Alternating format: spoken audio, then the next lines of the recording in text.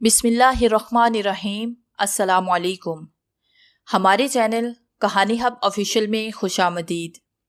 नाजरीन, मैं आज आपके लिए इंतहाई खौफनाक और दिलचस्प कहानी लेकर आई हूँ, लेकिन कहानी शुरू करने से पहले आपसे गुजारिश है कि अगर आपने हमारा चैनल सब्सक्राइब नहीं किया तो आप हमारे इस चैनल को सब्सक्राइब कर लीजिए और बेल आइकन को भी प्रेस कर लें ताकि हर नई आने वाली वीडियो बआसानी आप तक पहुँच सके। पेशे खिदमत है श्वाला के पुजारी नावल एपिसोड नंबर 31। भगवान की सौगंध कुमार, भगवान की सौगंध। हम जानबूझकर इधर नहीं आए थे, किसी पुरअसरार कुव्वत का शिकार हो गए थे हम। भगवान की सौगंध कुमार, हम सो रहे थे कि ख्वाब देखा। कुमार, हमने ख्वाब देखा कि आप हमें बुला रहे हैं, कुछ हुक्म दे रहे हैं। भगवान की सौगंध, झूठ बोलने तो कुत्ते की मौत मर जाए। हम नींद में चलते हुए यहाँ तक आए होंगे, हमें नहीं पता खुद यहाँ आए थे या हमें कोई लाया था। कुमार, भगवान की सौगंध, हम झूठ नहीं बोल रहे। हमें माफ कर दे कुमार, हमें माफ कर दे। वो बिलक बिलक के रोने लगी तो मुझे उस पे बड़ा तरस आया। मैंने उससे कहा, मैंने तुमसे कुछ कहा तो नहीं राजशरी? कुमार, हमसे बहुत बड़ा पाप हुआ है, हम मर जाएंगे, हम जीते नहीं रहेंगे। मगर क्यों? मैंने कहा। कुमार, हमने अपनी औकात से बढ़कर पाप किया है। कुमार, हम तो चरणों की धूल है आपकी, हमें माफ कर दें। अच्छा बाबा, अच्छा, चलो मैंने तुम्हें माफ किया, ठीक है, जरा भी परेशान होने की जरूरत नहीं। जो कुछ हुआ, अगर मैं तुम्हें ये बताऊं कि मैं भी ख्वाब के आलम में था तो तुम यकीन नहीं करोगी। मैंने ख्वाब में अपनी, मगर छोड़ो, इन कहानियों से क्या फायदा। जो कुछ हुआ अच्छा हुआ या बुरा हुआ, लेकिन एक बात का यकीन रखो, मेरी जुबान से इस बारे में कभी कुछ नहीं निकलेगा। और ये मत समझना कि मैं एक तबाह आदमी हूँ और सिर्फ ये महसूस करके मैंने तुम्हें अपनी कुर्बत में कबूल किया कि तुम खुद उठकर मेरे पास आ गई हो। तुम्हें अलबत्ता इस बात का अंदाजा होना चाहिए कि मैंने तुम्हें ऐसा कोई हुक्म नहीं दिया। हम जानते हैं महाराज, दोष हमारा है, दोष किसी का भी है। तुम इस बात को किसी से कहोगी नहीं। रानी साहिबा को इसकी भनक नहीं मिलनी चाहिए, वरना फिर नतीजे की जिम्मेदार तुम खुद होगी। अब जाओ, कोई भी आ सकता है। इतनी सुबह तुम्हें मेरे कमरे से निकलता देखकर लोगों को वैसे ही शक हो जाएगा। जाओ। वो लरसते कदमों से वापस चली गई और मैं इन अनोखे वाकयात पे गौर करने लगा। वरदान सधानी, सेवक संथोरती, सारे के सारे लोग मुझे नेकियों की तलकीन कर रहे थे। यहाँ तक कि मैंने खुद भी ये फैसला किया था कि मैं अमीना के बाद अब ऐसे किसी जाल में नहीं फंसूंगा। जिन खौफनाक वाकयात और लम्हात से गुजरकर मुझे इस जिंदगी तक आने का मौका मिला था, इसके बाद तो ये कैफियत हो गई थी कि मैं और कुछ नहीं तो इस पत्थर पर ही इन्हिसार करने लगा था। बहरहाल जो होना था वो हो गया। मैं अपनी जगह से उठा और गुस्ल खाने में दाखिल हुआ। मेरा लिबास भी हैरत अंगेज तौर पर गुस्ल खाने में टंगा हुआ था। गुस्ल करते हुए सोचने लगा कि आखिर ये हुआ क्या था। बिस्तर पे लेटा था और बड़े पुरसुकून अंदाज में लेटा था। अमीना का हाँ आया और फिर उसके बाद अमीना की जगह राजशरी नमूदार हुई। ये तो बड़ा ही अजीब चक्कर था, लेकिन फिर राजशरी के गुदास वजूद का एहसास हुआ और पिछली बेशुमार बातें याद आ गई। आलिया समान, एलिस फेवरी, अमीना और कुछ और किरदार जो मेरी जिंदगी में घुसाए थे। हकीकत यही है कि मैं यही जुमले कह सकता हूँ कि वो मेरी जिंदगी में घुस ही आए थे। मैंने खुद किसी को भी तलाश नहीं किया था। अल्लाह जाने मेरी जिंदगी से ये पुरअसरार क्यों चिमट गए हैं और ये मुझे कहां से कहां ले जाएंगे। थोड़ी ही देर गुजरी थी कि जयश्री अंदर दाखिल हुए। उसने दोनों हाथों से मुझे प्रणाम किया और बोली, रानी जी ने कहा है कि नाश्ता इनके साथ कर लीजिएगा। रानी जी रात को वापिस आ गई थी? नहीं, अभी थोड़ी देर पहले आई हैं। ठीक है, चलो मुझे बताओ कहाँ है वो? मैंने कहा और जयश्री के साथ चल पड़ा। लेकिन मैंने चोर नजरों से जयश्री का चेहरा देखा। उसके चेहरे पे कोई खास बात नहीं थी। तुम्हारा नाम जयश्री है ना? जी महाराज। और वो तुम्हारी बहन राजशरी, तुम में से बड़ा कौन है? मैं उससे 20 मिनट बड़ी हूँ, जयश्री ने मुस्कुरा के कहा। कहाँ है वो? मैंने असल सवाल किया। बिस्तर में लेटी है, बुखार चढ़ा है बेचारी को, शायद मौसम का असर हो गया है। मैंने आंखें बंद करके गर्दन हिलाई। राजशरी के बारे में सोचता हुआ उस खूबसूरत डाइनिंग हॉल में दाखिल हुआ जो इस इमारत के खूबसूरत गोशे में था। रानी सरिता देवी सफेद सिल्क के ढीले डाले लिबास में कोकाव की परी मालूम होती थी। उसका सफेद खुशनुमा वजूद अपनी तमाम तर नफासतों के साथ मौजूद था। پر محبت انداز میں آگے بڑھی اور میرے کندھوں پہ ہاتھ رکھا اور مجھے اپنے سینے سے لگایا، پھر میری پیشانی چومی اور میرا چہرہ اپنے چہرے کے سامنے کر کے مجھے دیکھنے لگی۔ میں بھی مسکرا دیا۔ آپ رات وہی ہوٹل میں رہی؟ میں نے کہا ہاں بیٹو، ہوٹل میں ہی رہی، رات کو 3 بجے تک تمہارے بارے میں سوچتی رہی۔ کیا سوچتی رہی آنٹی؟ جےشری چلو ناشتہ لگاؤ، بھوک لگ رہی ہے۔ وہ گردن جھکا کے باہر نکل گئی۔ بتایا نہیں آپ نے؟ کیا سوچتی رہی آنٹی؟ بس انسان چاہے آسمان کی بلندیوں پہ پہنچ جائے، رہتا انسان ہی ہے۔ میں یہ سوچتی رہی کہ تم کس قدر پرکشش اور پیارے نوجوان ہو۔ کاش تو میری اولاد ہوتے، کتنا فخر کرتی میں تم پہ۔ ماں باپ نہیں ہے نا تمہارے؟ جی کب کا کھو چکا میں انہیں۔ ایک بات کہوں حقان، دین دھرم انسان کے جیون کا ایک حصہ ہوتے ہیں، اور بے شک ہر شخص اپنے دھرم کو اوپر رکھنا چاہتا ہے۔ اگر میں تم سے کہوں کہ اپنے دھرم کو میرے لیے مت بدلنا، مگر مجھ سے دور بھی مت ہونا، کوئی بھی نام، کوئی بھی حیثیت اختیار کرنا میرے پاس، تو کیا تم میری بات مان جاؤ گے؟ میں مسکراتی نظروں سے سریتا دیوی کو دیکھتا رہا۔ پھر میں نے کہا جھوٹ بولوں یا سچ بولوں؟ نہیں پلیز سچ بولو۔ رانی صاحبہ، آپ کو میری زندگی کے جتنے حالات معلوم ہوئے ہیں ان سے آپ نے کم از کم یہ اندازہ لگا لیا ہوگا کہ میں بھی ایک الجھا ہوا انسان ہوں۔ میری زندگی کی ڈور سلجھ جائے، مجھے یہ پتہ چل جائے کہ اس دنیا میں میرا کیا مقام ہے، فیصلہ تو تبھی کر سکتا ہوں، اپنے مستقبل کے بارے میں تبھی فیصلہ کر سکتا ہوں۔ جذباتی طور پر کچھ بھی کہہ دوں، ایک بے حقیقت چیز ہوں میں، اور کم از کم آپ جیسی شخصیت کو میں کسی بھی طرح دھوکے میں نہیں رکھنا چاہتا۔ سمجھ رہی ہیں نا آپ؟ رانی نے پیارا سا منہ بنا کے زور زور سے گردن ہلائی اور بولی ہاں سمجھ رہی ہوں، لیکن میری اس پیشکش کو تو ذہن میں رکھو گے نا؟ ہاں، اور یہ بھی ہو سکتا ہے کہ اگر آپ پسند کریں تو میں ایک لمبے عرصے تک آپ سے جدا نہ ہوں۔ بات اصل میں یہ ہے رانی صاحبہ کہ اس کی وجہ یہ نہیں ہوگی کہ میں آپ کی حیثیت سے کوئی فائدہ اٹھانا چاہتا ہوں، معافی چاہتا ہوں، یہ الفاظ کہتے ہوئے کہ میں نے بھی شہزادوں کی طرح زندگی گزاری ہے۔ بس سمجھ لیجئے کہ آپ کا یہ پیار اور اس دنیا میں اپنی تنہائی کا شکار ہو کر اگر میں آپ کے ساتھ رہنے پہ آمادگی ظاہر کروں تو براہ کرم میری حیثیت پر شک مت کیجیے گا۔ ایک بار دل چاہ رہا ہے کہ اٹھوں اور تمہیں دیر تک سینے سے لگائے رکھوں، مگر پہلے ناشتہ پھر کچھ اور، رانی سریتا نے کہا اور ناشتے کی طرف ہاتھ بڑھائے۔ میں بھی اس کے ساتھ ناشتہ کرنے لگا۔ میں مصروف ہو گیا تھا۔ آہستہ آہستہ سریتا کے ذہن سے محبت کا یہ بھوت اترتا چلا گیا۔ ناشتے سے فارغ ہو کر وہ سنجیدہ ہو گئی تھی۔ اس نے بھرائی ہوئی آواز میں کہا ایک بات میں تمہیں بتاؤں، خود پرنس ہردیپ سنگھ بہت اچھا لڑکا ہے، لیکن کچھ غیر جذباتی سا ہے۔ حالانکہ حقان تم خود سوچو، جذبات ہی تو انسان اور جانور میں شناخت کرتے ہیں، بلکہ یہ لفظ بھی میں غلط کہہ رہی ہوں، جانوروں میں بھی جذبات ہوتے ہیں جن کا مظاہرہ ہزاروں بار ہو چکا ہے۔ یہ الگ بات ہے کہ ان کا اندازہ ذرا مختلف ہوتا ہے اور ہم انہیں اپنی ترازو میں نہیں تولتے۔ میں نے بارہا اسے اپنی محبت کے ذریعے متاثر کرنا چاہا، یہ بتانے کی کوشش کی کہ میں اسے چاہتی ہوں، لیکن کبھی اس نے مجھے اس طرح جواب نہیں دیا، بس سپاٹ رہتا، بالکل سپاٹ، پتہ نہیں کیوں۔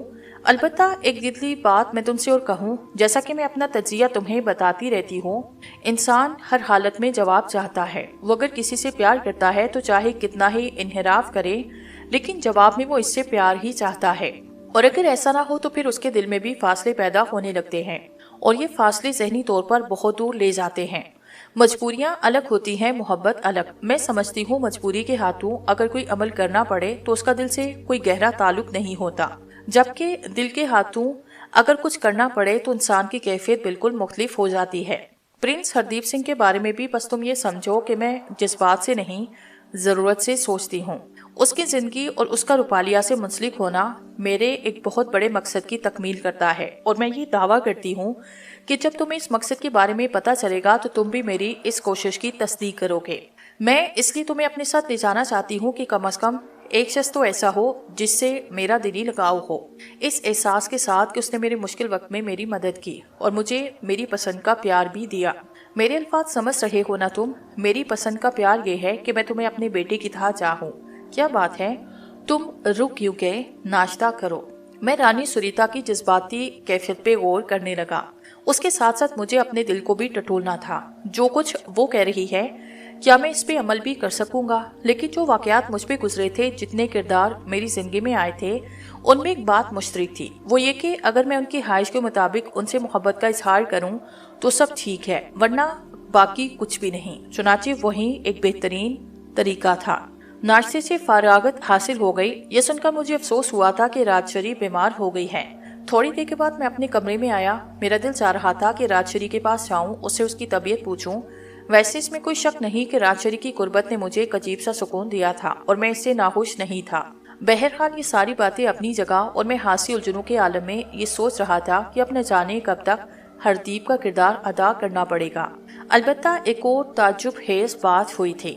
वापस आने के बाद मैंने बोझ पत्थर पर आगे की तस्वीर देखना चाही, लेकिन बोझ पत्थर को रात को मैंने तकिए के नीचे रखा। वो तकिए के नीचे मौजूद नहीं था। मैंने उसे पूरे कमरे में तलाश किया, दीवानों की तरह चारों तरफ देखा, अलमारी में, बाथरूम में, हर जगह देखा, लेकिन बोझ पत्थर मुझे कहीं ना मिला। कहाँ गया, कहाँ जा सकता है? अभी तक कमरे की सफाई नहीं की गई। मैंने सोचा कि उन लोगों से जो मेरे कमरे में आते हैं इसके बारे में पूछूं, और तरकीब से मैंने जेशरी और दूसरे लोगों से मालूमात हासिल की। मैंने उन्हें बताया कि एक पत्ता मेरे तकिए के नीचे पड़ा था। उनमें से किसी ने उसे देखा तो नहीं, सभी ने इनकार कर दिया था। तब मैंने सोचा कि वो पुरअसरार चीज मेरे पास आती जाती रही है, और चूंकि वो खास तौर से मुझे दी गई इसलिए मेरी ही मलकियत थी। अब अगर वो नहीं तो इसका मतलब ये है कि उसे मेरे पास से चले जाना था। अगर मुझे उसकी जरूरत हुई तो यकीनी तौर पर वो फिर वापिस आ जाएगा। बहरहाल ये मेरे लिए फिक्र की बात थी। थोड़ी देर के बाद सुरीता मेरे कमरे में आई। हेलो, वो काम हो गया जिसका हमें इंतजार था? क्या मतलब? मैंने चौंक के पूछा। अभी कुछ देर पहले राणा जसपाल का फोन आया था। वो फ्रांस से वापस आ गया है और थोड़ी देर के बाद हमारे पास पहुंच रहा है। न जाने क्यों सुरीता के अल्फाज में मैंने एक सनसनी महसूस की। उसके बाद हम राणा जसपाल की आमद का इंतजार करने लगे। मुलाजमों को होशियार किया गया। इस बात के इम्कानात भी थे कि राणा जसपाल अपने साथ रूपालिया को भी लेकर आएगा। फिर राणा जसपाल की रूल्स राइस को हमने फार्म हाउस की इमारत में दाखिल होते देखा। रूल्स राइस रुकी। उससे जो शख्स नीचे उतरा वो लंबे चौड़े बदन का एक शानदार आदमी था, बड़ा ही स्मार्ट और चौड़े चकले बदन का, सुर्खो सफेद चेहरा, बड़ी बड़ी मूछें। वो सिर्फ अपने ड्राइवर के साथ आया था। रानी ने मुझे इशारा किया और हम दोनों उसके इस्तकबाल के लिए बाहर निकल आए। रानी साहिबा ने बड़े पुरतकाब अंदाज में राणा जसपाल का इस्तकबाल किया और राणा जसपाल की नजरें मेरी जानिब उठ गई। उसके होंठों पे मुस्कुराहट फैली। रानी से मुलाकात करने के बाद वो मेरी तरफ मुतवज्जे हुआ और पुरतपाक लहजे में बोला, प्रिंस हरदीप, माय सन, कैसे हो तुम? मुझे देखकर उसने ये अंदाजा लगाया कि मैं ही प्रिंस हरदीप हो सकता हूँ। मैं बगौर उसके चेहरे और उसके उजलात का जायजा ले रहा था। असल में ये अंदाजा लगाना चाहता था कि राणा जसपाल कहीं मुझे देखकर चौंकने तो नहीं हुआ, कहीं ऐसा तो नहीं कि वो किसी तरह असल हरदीप सिंह के चेहरे को पहचानता हो और मुझे देखकर हैरान हो जाए। लेकिन ऐसी कोई बात न थी। उसके अंदाज में बड़ा पुरतपाक खैर मुकद्दम था। मैंने भी उससे पुरजोश मुसाफा किया। फिर हम उसे लेकर अंदर आए और राणा जसपाल से कहा, गलती मुझसे हुई है। मेरा ख्याल था कि मैं जिस काम के लिए जा रहा हूँ उसमें कुछ घंटों से ज्यादा नहीं लगेंगे और फिर मैं वापस आ जाऊंगा। लेकिन जिन लोगों से मुझे मिलना था वो वक्त और जुबान के पाबंद लोग नहीं थे। वो सही वक्त पर नहीं पहुंचे, लेकिन उनका इंतजार करना बड़ा जरूरी था। आप जिस काम से गए थे वो काम हो गया राणा साहिब। सुरीता देवी ने राणा जसपाल को ड्राइंग रूम में एक सोफे पर बैठने की पेशकश करते हुए कहा। हाँ, काम तो हो गया। और हमारी बेटी कैसी है? रूपालिया बिल्कुल ठीक है और आप लोगों से मिलना चाहती है। हम उससे मुलाकात के लिए खुद बेचैन हैं, सुरीता देवी ने कहा। हालांकि मुझे कह सकती थी कि राणा जसपाल उसे लेकर क्यों नहीं आया, लेकिन जिस इज्जत और एहतराम का मुजाहरा करना चाहिए था वो किया जा रहा था। ये कहने वाली बात नहीं थी। राणा जसपाल की नजरें बार बार मेरी जानिब उठ रही थी और जब मैं उसे देखता तो वो दूसरी जानिब मुतवज्जे हो जाता था। गोया भी अंदाजा लगाने की कोशिश कर रहा था कि मैं किस तरह का इंसान हूँ। अलबत्ता इस बात का मुझे पूरा यकीन हो गया था कि उसे प्रिंस हरदीप की असल शख्सियत के बारे में कुछ मालूम नहीं है। बहरहाल हम लोग बातें करते रहे। राणा ने कहा, रानी साहिबा, ये बताइए कि अब कब हमारे पास आने के लिए वक्त निकाल सकेंगी? राणा साहिब, वक्त निकालने की क्या बात कही आपने? मैं तो आई ही आपके लिए हूँ। हाँ, यकीनन, आप तशरीफ लाइए। रात का खाना आप हमारे साथ खाएंगे। वहीं आपकी मुलाकात रूपालिया से हो जाएगी। उसके बाद हम और बहुत सी बातें कर लेंगे, ठीक है? थोड़ी बहुत खातिर मुतारिद के बाद राणा जसपाल रुखसत होने लगा। बोला, मैं आप लोगों के साथ और भी वक्त गुजारता। खास तौर से मुझे प्रिंस हरदीप की शख्सियत बड़ी पसंद आई, लेकिन बाद में सही। असल में आने के बाद मैंने फौरन आपसे राब्ता कायम किया और सोचा कि पहले आपसे मिलूं, फिर दूसरे काम कर लूंगा। बहुत बहुत शुक्रिया। राणा जसपाल के जाने के बाद रानी ने मुझे देखते हुए कहा, तुमने खुद भी उस शख्स के बारे में कुछ अंदाजा लगाया। ज़हीन, ज़ेरक और समझदार आदमी है। लेकिन मैं फिर अपनी इस तशवीश का इजहार करूं कि अगर किसी वक्त उन्हें पता चला कि मैं असल हरदीप नहीं, तो प्लीज प्लीज प्लीज, मैं तो ये चाहती हूँ कि तुम ये तस्वर अपने जहन पर मुसल्लत ना करो। इसके बाद के मामलात हम बाद में देख लेंगे। मैं बस कुछ वक्त टालना चाहती हूँ। मैं एक गहरी सांस लेकर खामोश हो गया था। 2 घंटे तक सुरीता देवी मुझे ब्रीफ करती रही, एक एक चीज के बारे में बताती रही। उसका मकसद यही था कि मैं किसी भी सिलसिले में मार ना खाऊं और मुझसे कोई सवाल किया जाए तो मैं उसका तसल्लीबख्श जवाब दे दूं। मैंने भी अपने आप को इसके लिए तैयार कर लिया। गर्ज ये कि ये सारा सिलसिला जारी रहा। फिर रानी सुरीता देवी किसी काम से चली गई। मैंने ये जानने की कोशिश नहीं की कि यहाँ इस 5 स्टार होटल में क्याम के अलावा कोई ऐसी जगह है जहाँ वो जाती है या रात को जहाँ वो रही। 5 स्टार होटल में रात गुजारने की बज़ाहिर तो कोई वजह नजर नहीं आती थी, लेकिन ये उसका जाती मामला था। अलबत्ता जब वो चली गई तो मेरे जहन में राजश्री का ख्याल आया और मैं बेख्तियार उसकी तरफ चल पड़ा। इस औरत ने मुझे अमीना की मौत के बाद अपनी कुर्बत दी थी। जो कुछ हुआ था न तास्तगी में हुआ था, लेकिन बहरहाल हुआ तो था। वो अपने कमरे में थी और जयश्री हमदर्दी से उसका हाथ पकड़े हुए उसके पास बैठी थी। ये मंजर देखकर मुझे एक अफसोस सा हुआ। जयश्री मुझे देखकर जल्दी से खड़ी हुई। प्रिंस, मैं कोई बात नहीं जयश्री, आप बैठिए। जाहिर है आप राजश्री की बहन हैं। शुक्रिया प्रिंस, मैं चलती हूँ। आप राजश्री के पास आए, बैठिए, बातें कीजिए। राजश्री बिस्तर से उठकर बैठ गई। मैंने उससे भी कहा, नहीं राजश्री, अगर तुमने तकल्लुफ करने की कोशिश की तो चला जाऊंगा। बैठी रहो आराम से और ये कंबल अपने बदन पे डाले रखो। मैंने उसके बिस्तर के करीब पहुंचकर उसके माथे पे हाथ रखा। उस वक्त उसे बुखार नहीं था। फिर मैंने उसकी गर्दन को छू के देखा। राजश्री की आंखों में नमी तैर रही थी। मैं मुसहरी पर उसके पास बैठा। जयश्री जा चुकी थी। बुखार क्यों आया राजश्री? बस कुमार जी, मुझे नहीं पता। राजश्री, मेरे दिल में बड़ी शर्मिंदगी का एहसास है, लेकिन जो कुछ हुआ राजश्री, हम जानते हैं महाराज, दोष तो हमारा ही था। क्या वाकई तुम्हारा दोष था? महाराज, मैं नहीं, मेरा मतलब है कि जो कुछ हुआ वो बड़ा जाहिराना अमल है। न जाने कैसे तुम अपने कदमों से चलकर मेरे पास पहुंची और न जाने क्यों मैं तुम्हारी तरफ मुतवज्जे हुआ। मैंने जानबूझ के उससे अमीना का तस्करा नहीं किया। किसी औरत के लिए ये और तड़पा देने वाली बात होती है कि उसकी कुर्बत किसी और के धोखे में हासिल की जाए। इस बेचारी के पास तो कुछ न रहा। चुनांचे ये बताना मैंने पसंद न किया कि मैंने ख्वाब में अमीना को देखा था। मैंने उससे कहा, देखो राजश्री, मौजूदा जमाने में और खास तौर से लंदन जैसी जगह पर बड़ी खुली आज़ादी है, तो इंसान आपस में हर तरह के ताल्लुकात कायम कर सकते हैं। मैं जानता हूँ कि हमारे मुआशरे में ऐसा कुछ नहीं, लेकिन राजश्री, जो कुछ हुआ बस समझो बिल्कुल एक इत्तेफाक है। मैं इस सिलसिले में हर जिम्मेदारी कबूल करने के लिए तैयार हूँ और मेरी ख्वाहिश है कि तुम मुझे गाइड करो। मुझे बताओ कि मुझे क्या करना चाहिए। राजश्री ने अजीब सी नजरों से मुझे देखा, फिर आयशा से बोली, हम आपसे कुछ कहने का अधिकार नहीं रखते महाराज। सबसे बड़ी बात यह है कि हम खुद दोषी हैं। हम ही तो आपके पास गए, आपने हमें बुलाया नहीं, न आप हमारे पास आए। दोषी तो हम ही है ना। पर इसके बावजूद आप इतनी मेहरबानी से काम कर रहे हैं, तो बस आपसे एक दरखास्त करना चाहते हैं। हाँ बोलो। आपको भगवान की सौगंध, किसी से ये बात नहीं करना, रानी जी से भी नहीं, किसी से नहीं। बोले, वादा करते हैं आप? अजीब सी बात थी। पता नहीं राजश्री क्या सोच रही थी, लेकिन बहरहाल उसकी ख्वाहिश थी। मैंने उससे कहा, अगर तुम्हारी बहन जयश्री को इसके बारे में पता चला तो भी मेरी जिम्मेदारी नहीं, लेकिन इसके अलावा इत्मीनान रखो, मेरे मुंह से कभी उस रात की कहानी नहीं निकलेगी। उसकी आंखों से आंसू निकलने लगे। देर तक मैं उसे दिलासा देता रहा। अब मैं उसे क्या कहता कि उसकी इज्जत की कीमत क्या अदा करूं। बहरहाल बहुत ज्यादा देर तक उसके पास बैठना मुनासिब नहीं समझा। सुरीता देवी किसी भी वक्त आ सकती थी। जब राजश्री चाहती कि मैं ये बात किसी से न कहूं तो उसकी जानिब अल्तफात भी नहीं किया जा सकता था। लेकिन अपने कमरे में वापस आने के बाद मैं बड़ी देर तक ये सोचता रहा कि आखिर ऐसा क्यों हुआ। उसकी कोई वजह तो बज़ाहिर नहीं थी। सुरीता देवी दोपहर को आई। हम दोनों ने साथ खाना खाया। उसके बाद सुरीता ने कहा, अब ऐसा करते हैं, 2 घंटे आराम कर लेते हैं, उसके बाद तैयारियां कर लेंगे। खाने के बाद मैं भी अपने कमरे में आया। भोजपुत्र का कहीं नामो निशान नहीं था। वो एक बार फिर मेरे पास से गायब हो चुका था। मैंने भी सोचा कि भाड़ में जाए सब कुछ, अब वक्त के साथ साथ चलना है, जो होगा देखा जाएगा।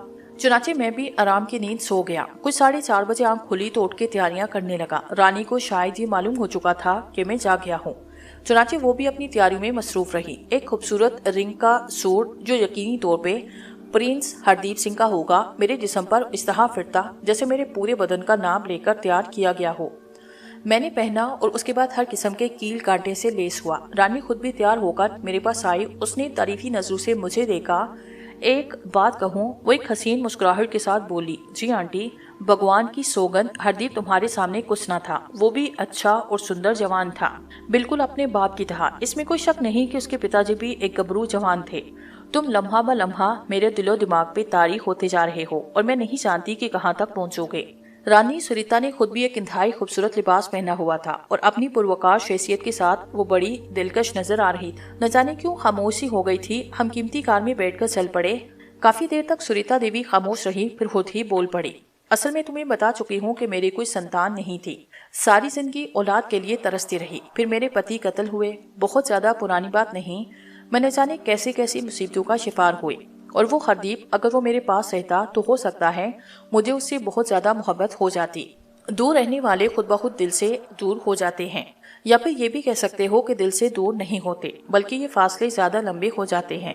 छोड़ो, मैं भी कैसी बातों में उलझ गई। राणा जसपाल यहाँ लंदन में बड़ा अच्छा मुकाम रखता है। आला हलकों में उनका बड़ा नाम है। मकामी हुकूमत उनकी बड़ी इज्जत करती है। बस क्या बताऊँ तुम्हें, कैसे अजीबोगरीब हालात हैं। वैसे मेरे साथ कोली चलोगे ना? मुझे एकदम एहसास हुआ कि रानी जहनी तौर पे कुछ भटक गई हैं, शायद किसी गहरी सोच में गुम है, और ये सोचकर अचानक बोल पड़ी हैं कि कुछ न कुछ बात करनी चाहिए ताकि मैं किसी शुबहे का शिकार ना हो जाऊं। अब इतना अंदाजा तो हो गया था दुनिया के बारे में कि लोगों की सोच समझ सकूं। रानी ने अपने सवाल का कोई जवाब तलब नहीं किया। मैं जानता था कि ये सवाल उसने जवाब के लिए किया ही नहीं। चुनाचे मैं भी कोई जवाब नहीं दिया और खामोशी से अपनी तरफ के मनासिर देखता रहा। मेरे सहन में यही ख्यालात आते रहे कि देखें ये राणा जसपाल क्या चीज है। रानी सुरीता देवी के हंगामे कब तक जारी रहते हैं? वैसे उसके सवाल पर भी मैंने गौर किया। वो मुझे कोली ले जाना चाहती थी हिंदुस्तान। क्या वो वैसे खतरनाक साबित नहीं होगा? जबकि मैं तो ये समझता था कि अंग्रेज हुकूमत अपने इतने बड़े अफसर के कातिलों को हर कीमत पे तलाश करेगी और सूरत-ए-हाल मेरे लिए संगीन हो जाएगी। लेकिन रानी बड़े पुरएतमाद अंदाज में कह रही थी कि मेरा कुछ नहीं बिगड़ेगा, लेकिन हरदीप सिंह की हैसियत से। भोजपुत्र राया गायब हुआ, न जाने प्रधान सदानी कहाँ गायब हो गया है। अब तो मेरे बुलाने पे भी वो नहीं आता। बहरहाल अब मुझे इस बात की कोई परवाह न थी, जो होगा देखा जाएगा। आखिरकार रानी सुरीता देवी की कार एक शानदार इमारत के अहाते में दाखिल हो गई थी। छोटी छोटी इमारतों का शहर लंदन के मुसाफाती इलाके में आला दर्जे की इमारतें रखता था, और ये इमारत भी ऐसे ही एक इलाके में थी। अहाते में बहुत सी मुलाजिम नजर आ रहे थे जो खास किस्म की वर्दी में मलबूस थे। एक बहुत ही खूबसूरत हिस्से में नशिस्त कार रखी गई थी। ये असल इमारत से उकबे हिस्से की तरफ स्विमिंग पूल का हिस्सा था, जहाँ रंगीन शेड लगाए गए थे और मध्यम मध्यम रोशनियां शाम के उजाले में ही कर गई थी। लेकिन इससे माहौल में एक अजीब सा हुस्न पैदा हो रहा था। राणा जसपाल ने यही हमारा इस्तकबाल किया। लॉन में और भी बहुत से लोग मौजूद थे। राणा जसपाल ने चंद अंग्रेजों से मेरा तारुफ करवाया। रानी सुरीता का तारुफ करवाया गया। हमें आला दर्जे की नशिस्तें पेश की गई। कुछ अंग्रेज औरतें और मर्द रानी सुरीता से बातें करने लगे। मुझसे भी मेरे बारे में पूछा गया तो मैंने बताया कि मैं सेंट लूसिया में रहता हूँ। वो लोग मुझसे सेंट लूसिया के बारे में सवालात करने लगे और मुझे जितना ब्रीफ किया गया था उसके मुताबिक मैं उन्हें जवाब देता रहा। कोई शनासा चेहरा नजर नहीं आया। मेरी नजरें कितनी ही बार कुर्बो जवार में रूपालिया को तलाश कर चुकी थी। रूपालिया के बारे में मुझे बताया गया कि अंग्रेज माँ की बेटी है, जबकि बाप हिंदुस्तानी है। अचानक ही सुरीता देवी ने कहा रूपालिया। सामने के हिस्से से एक खूबसूरत लड़की चंद और मॉडर्न लड़कियों के साथ चली आ रही थी। लेकिन रूपालिया को देखकर मेरे दिल को शदीद धचका लगा और मैं खोई खोई नजरों से उसे देखता रह गया। हैरतनाक पुरअसरार कुव्वतें मेरा साथ कभी न छोड़ेंगी। मैं जानता हूँ कि ये मरते दम तक मेरा पीछा करती रहेंगी। रूपालिया नहीं बल्कि कलाडिया थी, कर्नल सगीर की बेटी, जो खुद भी एक अंग्रेज माँ की बेटी थी। मेरे खुदा, आखिर ये क्या असरार है? चंद महसूस किरदार क्यों मेरे पीछे पड़ गए हैं? जिंदगी में इसके अलावा और कुछ नहीं है क्या? रूपालिया करीब आती चली गई। क्लाडिया को मैंने कई बार देखा था, लेकिन जितनी तफसील से आज देख रहा था, इससे पहले इतनी तफसील से नहीं देखा था। उसके नक्श में एक ऐसी मासूमियत थी, चेहरे की जिल में ऐसी मलाहट थी कि देखने वाला देखता रह जाए। इतने शफाफ चेहरे कम ही नजर आते हैं। बेशकन जैसे संगे मरमर से तराश दिए गए हों और संगे तराश ने चेहरों पे अपनी बेहतरीन महारत का मुजाहिरा किया हो। इंतहाई मुतनासिब कदो कामत, बल्कि ये कहना चाहिए कि इससे पहले मैंने जब भी क्लाडिया को देखा ऐसे लिबास में देखा कि मैं इसके चेहरे और जिस्मानी नकूश का सही तौर पे अंदाजा नहीं लगा सका। लेकिन आज वो लिबास पहने हुए थी, वो इसकी जिस्मानी मौजूनियत का भी इजहार करता था और एक दम से मेरे जहन में वही सनाटे दर आए जो शायद मेरी फितरत का ही एक हिस्सा थे। मैं इन सनाटों को किसी पुरअसरार कैफियत का नतीजा नहीं कह सकता था। एक दिल का सडवल जिस्म का तस्वर, उसको पालेने की ख्वाहिश मेरे दिल में फिर से मचलने लगी और मैं उसके बारे में मुकम्मल तौर पे गौर करने लगा। उसी वक्त राणा जसपाल उसके करीब पहुंचा, उसे लेकर हमारे पास आया। रानी सुरेता देवी, प्रिंस हरदीप सिंह, उसने हमारा तारुफ करवाया तो रूपालिया ने दोनों हाथ जोड़कर माथे से लगाए। सुरेता देवी ने मेरी तरफ देखा तो मैंने भी जल्दी से दोनों हाथ जोड़े। जाहिर है मुझे प्रिंस हरदीप का किरदार अदा करना था। रानी ने रूपालिया से कहा, ये आज के हमारे खास मेहमान हैं, तुम इन्हें कंपनी दोगी? जी पिताजी, रूपालिया ने प्यारी सी आवाज में कहा और मैं उसे देखने लगा। आवाज भी कलाडिया की थी। मेरी नजरें उसका जायजा ले रही थी और मैं अपनी आंखों की मानी हैसियत से उसे ये एहसास दिलाना चाहता था कि बहरहाल मैं उसका कदीम शनासा हूँ। लेकिन रूपालिया के मासूम चेहरे पे कोई नक्श नमूदार ना हुआ। वो दिल आवेज अंदाज में बोली, आइए प्रिंस, आइए प्लीज। जी, मैंने कहा और उसके साथ आगे बढ़ गया। हमारी उस वक्त की मुलाकात तो बड़ी सरसरी रहेगी, क्योंकि ये जो मेरी दोस्त आई हुई हैं, इन्हें खुद से दूर करना बड़ा मुश्किल होगा, अगर मैं चाहूंगी तो भी। लेकिन थोड़ी देर के बाद मैं आपको अपनी कोठी दिखाने के लिए ले चलूंगी। आप माइंड तो नहीं करेंगे? नहीं, मैंने जवाब दिया। आइए। उसके बाद उसने मुझे कई लड़कियों से मिलवाया, लेकिन उसके अंदाज में कोई हल्कापन नहीं था। उसने यही कहा, Indian prince Hardeep Singh Saint Lucia में तालीम हासिल कर रहे हैं। पिताजी के बहुत गहरे दोस्त की औलाद हैं। चुनाचे इस तारुफ में ऐसी कोई बात न थी।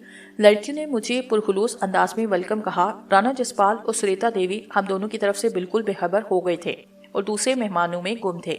आखिरकार मौका मिला तो मैं रूपालिया के साथ कोठी के अंदरूनी हिस्से की जानिब चल पड़ा। वो सादगी से मुझे बताने लगी कि राणा जसपाल हिंदुस्तान से बहुत मोहब्बत करते हैं। उन्होंने ये कोठी कदीम हिंदुस्तानी इमारतों के अंदाज में बनवाई है।